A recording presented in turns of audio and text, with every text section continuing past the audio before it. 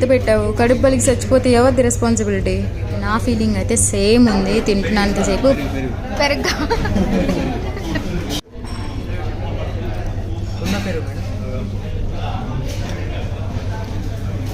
Curd అయితే సూపర్గా ఉంది. స్వీట్స్ ఏమున్నాయి?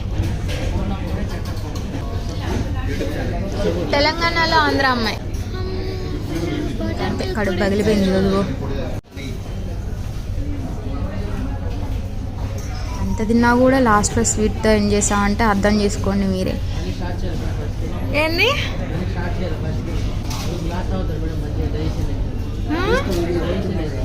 డైజెషన్ అయింది నువ్వు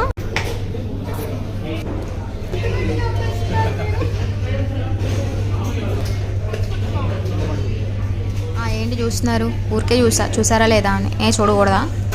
సర్లే తినేసి కిందకి దిగుతుంటే మాకు